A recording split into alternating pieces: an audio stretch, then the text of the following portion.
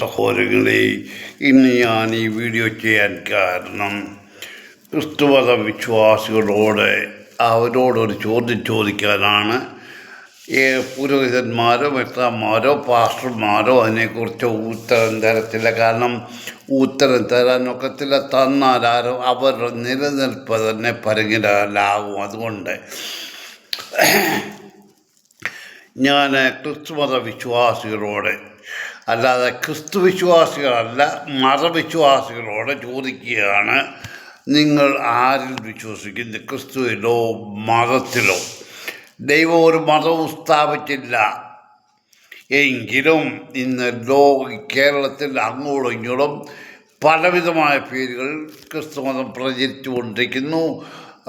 വളരെ അത്ഭുതങ്ങൾ സംഭവിച്ചു കൊണ്ടിരിക്കുന്നു. പോട്ടെ, ഇന്ന് ഒരു വീഡിയോയിൽ പറയാൻ ഉദ്ദേശിക്കുന്നത്, സഹോദരങ്ങളെ, നിങ്ങൾ എന്തിന് ഈ പുരോഹിതന്മാരുടെ പുറകെ പോകുന്നു? എന്താ നിങ്ങളുടെ കുഞ്ഞിനെ മാമോദിസ മുക്കാൻ ഈ പുരോഹിതൻ വരത്തില്ലയോ? വന്നില്ലെങ്കിൽ കുഞ്ഞിനെ സ്നാനം കഴിപ്പിക്കാൻ ഒക്കത്തില്ലയോ?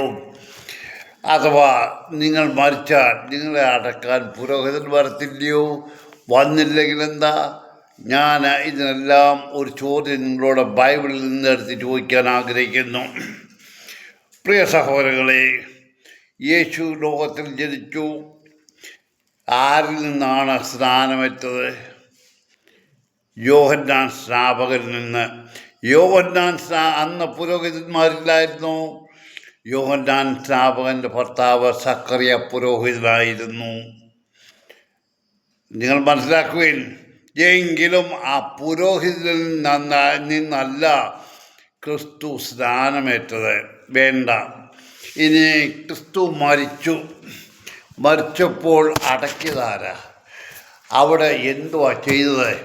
അത് നിങ്ങൾ ആരും ബൈബിൾ വായിക്കത്തില്ല. ബൈബിൾ വായിക്കാനായിട്ട് നിങ്ങൾക്ക് ഈ അവസരം തരത്തില്ല. ഇന്നത്തെ പുരോഹിതവർഗം, പാസ്റ്റർമാരും എല്ലാം അത് തന്നെ. ഞാനതിനെ പ്രത്യേകിച്ച് എടുത്തു പറയുന്നില്ല. മതത്തിൻ്റെ തലപ്പത്തുള്ളവരാരും നിങ്ങളെ ആ മതത്തിൻ്റെ സത്ത് ആ പുസ്തകത്തിൽ നിന്ന് വായിച്ച് മനസ്സിലാക്കാൻ അനുവദിക്കത്തില്ല. ഇനി യേശുവിനെ ക്രൂശിച്ചു, യേശു മരിച്ചു, യേശുവിനെ അടക്കിയതാരാ? പുരോഹിതന്മാർ ധൂപക്കൂറ്റി വെച്ച് വീശിയാണോ? മൂറോൻ തൈലം പൂശിയാണോ? അല്ല, എനിക്കറിയാൻ വേണ്ടി ചോദിച്ചതാ. ഞാൻ വായിച്ചു തരാം. അതായത് യോഹന്നാന്റെ സുവിശേഷം 19:28 മുതൽ അനന്തരം യഹൂദന്മാരെ ഭയന്ന് രഹസ്യമായി യേശുവിൻ്റെ ശിഷ്യനായി കഴിഞ്ഞിരുന്ന അരിമത്ഥ്യയിലെ യോസേഫ് യേശുവിൻ്റെ ശരീരം എടുത്തുകൊണ്ട് പോകുവാൻ പീലാത്തോസിനോട് അനുവാദം ചോദിച്ചു. പീലാത്തോസ് അനുവദിച്ചതിനാൽ അവൻ വന്ന് അവൻ്റെ ശരീരമെടുത്തു. ആദ്യമായി രാത്രിയിൽ അവൻ്റെ അടുക്കൽ വന്ന നിക്കോദേമോസും ഏകദേശം 100 റാത്തൽ മൂരും അകിലും കൊണ്ടുള്ള ഒരു സുഗന്ധദ്രവ്യം കൂട്ട് കൊണ്ടുവന്നു. അവർ യേശുവിൻ്റെ ശരീരമെടുത്ത് യഹൂദന്മാർ ശവസംസ്കാര സമ്പ്രദായം അനുസരിച്ച് സുഗന്ധദ്രവ്യങ്ങളോടുകൂടെ അത് ശീല കൊണ്ട് പൊതിഞ്ഞു. അവനെ ക്രൂശിച്ച് സ്ഥലത്ത് തന്നെ ഒരു തോട്ടവും, ആ തോട്ടത്തിൽ മുമ്പ് ആരെയും വെച്ചിട്ടില്ലാത്ത ഒരു പുതിയ കല്ലറയുണ്ടായിരുന്നു. അന്ന് യഹൂദന്മാരുടെ ഒരുക്കനാളായിരുന്നതുകൊണ്ടും ആ കല്ലറ സമയമായിരുന്നതുകൊണ്ടും അവർ യേശുവിനെ അവിടെ സംസ്കരിച്ചു. ഏത് പുരോഹിതൻ അവിടെ കുറ്റി വീശിയത്? ഇനിയും ഇന്ന് ഓർത്തഡോക്സ് സഭയിൽ ശവസംസ്കാര ശുശ്രൂഷ സമയത്ത് മൂറൻ ഒഴിക്കുന്ന, മൃതശരീരത്തിൽ മൂറൻ ഒഴിക്കുന്ന തളിക്കുന്ന ഒരു സമ്പ്രദായമുണ്ട്. അപ്പോൾ പറയുന്ന കാര്യം ഞാൻ നേരത്തെ അവരെ പുരോഹിതനല്ല, അവിടെ ആരെങ്കിലും വായിക്കും. ആ മൂറ ഒഴിക്കുന്ന സമയത്ത് അതൊക്കെ എന്താണെന്ന് നിങ്ങൾ വായിച്ചു പഠിക്കണം. നിങ്ങൾ വെറുതെ ഇരിക്കുന്ന സമയത്ത് മതി. അത് പുസ്തകം നിങ്ങൾക്ക് കിട്ടും. ഇല്ലെങ്കിൽ പറഞ്ഞാൽ ഞാനത് എൻ്റെ ഈ പുസ്തകമുണ്ട്. ആ മൂറ ഒഴിക്കുന്ന സമയത്ത് ഈ ഇവിടെ വായിക്കുന്ന ഒരു ഭാഗമുണ്ട്, പ്രാർത്ഥനയുണ്ട്. പ്രാർത്ഥന എന്ന് പറയാനൊക്കത്തില്ല, കള്ളന്മാരുടെ ഉപദേശം. മൃതശരീരത്തിൽ തൈലം ഒഴിച്ച് വെച്ച് വഴിയാത്രയിൽ, അത് പിന്നെ പറയില്ല, പോട്ടെ. അതാണ് നിങ്ങളെ അടക്കാൻ ഒരു പുരോഹിതൻ വന്നില്ലെങ്കിൽ നിങ്ങളുടെ ശരീരം കലറെ പോകത്തില്ലയോ? അല്ല, കുഴിച്ചിടാൻ സാധിക്കത്തില്ലയോ? ഞാൻ ചോദിക്കുന്നത്, യഹൂദന്മാരുടെ ആചാരങ്ങൾ അനുസരിച്ചാണ് അവർ തൈലം ഒഴിച്ചത്, അല്ല ഒന്നുമല്ല. എന്നാൽ ഞാൻ പറയുന്നു, ഈ പുരോഹിതൻ ധൂപക്കുറ്റി വീശിയില്ലെങ്കിൽ, അല്ലെങ്കിൽ വീടിനകത്തും വെളിയും വെച്ച് ഓരോ കോപ്രായം കാണിച്ചില്ലെങ്കിൽ, ഈ മൃതശരീര കല്ലുകളിൽ എന്തായാലും ഇവർ വെക്കുമല്ലോ. ആത്മാവ് പോയി. ആത്മാവ് രക്ഷപ്പെടണമെങ്കിൽ നിങ്ങൾ ജീവനോടിരിക്കുമ്പോൾ ചെയ്യുന്ന പ്രവൃത്തിയുടെ ഫലമനുസരിച്ചാണ് നിങ്ങൾ സ്വർഗത്തിലോ നരകത്തിലോ പോകുന്നത്. അല്ലാതെ ഈ പുരോഹിതൻ്റെ മുന്നേ കുമ്പസാരിച്ചുകൊണ്ട് കാര്യമില്ല. കുമ്പസാരിച്ച കഴിഞ്ഞ 2 ദിവസക്ക് മുമ്പേ ഒരു സ്ത്രീ കുമ്പസാരിച്ചതിനെ കുറിച്ച് വന്നു. ആ സ്ത്രീ ഏതോ തെറ്റ് ചെയ്തു. ആ പുരോഹിതൻ അവളെ അരമനയിലല്ല, അരമനയിലും ഹോട്ടലുകളിലും പോയി അവിടെ കൂടെ ശയിച്ചു. ഇതൊക്കെ ദണ്ഡുവാസി ഓർത്തഡോക്സ് സഭയിലെ തന്തയ്ക്ക് പറക്കാത്ത പുരോഹിത വർഗത്തിൻ്റെ ജോലിയാണ്.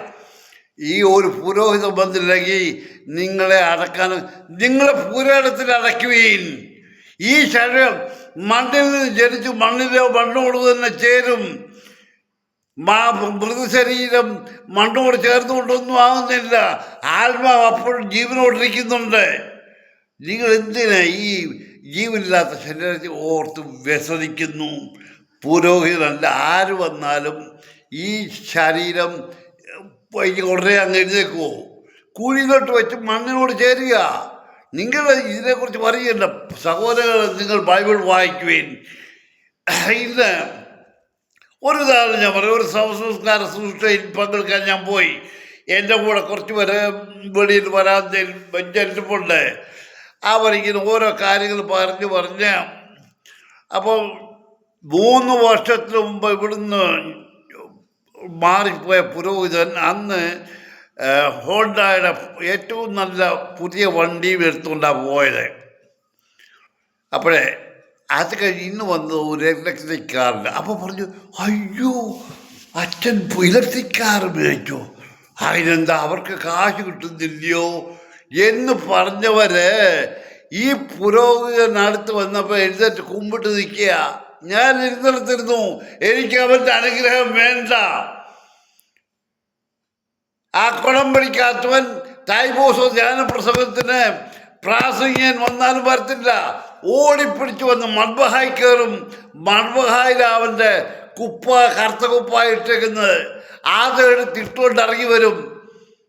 ഇവൻ്റെ ഡ്രസ്സിംഗ് റൂമല്ലേ മദ്ബഹ. എന്താണ്, ആരുടെ വാസസ്ഥലമാണെന്നാണ് ഈ തന്തയ്ക്ക് പറക്കാത്തവൻ വിചാരിച്ചിരിക്കുന്നത്? പോട്ടെ, ഞാനിപ്പോൾ ഇത്രയും പറഞ്ഞു. വിശ്വാസികളെ, നിങ്ങൾ ബൈബിൾ വായിച്ച് പഠിച്ച് അതനുസരിച്ച് ജീവിച്ചില്ല എങ്കിൽ നിങ്ങൾ രക്ഷപ്പെടുമെന്ന് വിചാരിക്കണ്ട. ഞാൻ രക്ഷപ്പെടുമെന്നുള്ളത് നോക്കണ്ട. ഞാനിത് വിളിച്ചു പറയും. ഓരോ കാര്യങ്ങൾ ഞാൻ വിളിച്ചു പറയും. സഭയിൽ നടക്കുന്ന, ലോകത്തിൽ ക്രിസ്തീയ സഭയിൽ നടക്കുന്ന ഓരോ കാര്യങ്ങളും ഞാൻ വിളിച്ചു പറയും. അനീതി ചെയ്യുന്നവൻ അതിൻ്റെ ഫലം അനുഭവിക്കും. ദൈവത്തെ മറന്ന് വിശ്വാസികളെ വഞ്ചിക്കുന്ന പുരോഹിത വർഗമേ, നിങ്ങൾ ഒരു നാൾ അനുഭവിക്കും. വിശ്വാസികളെ നിങ്ങളും അനുഭവിക്കും. നിങ്ങൾ ഇവരുടെ വാക്ക് കേട്ട് ഇവരുടെ പുറകെ പോയാൽ.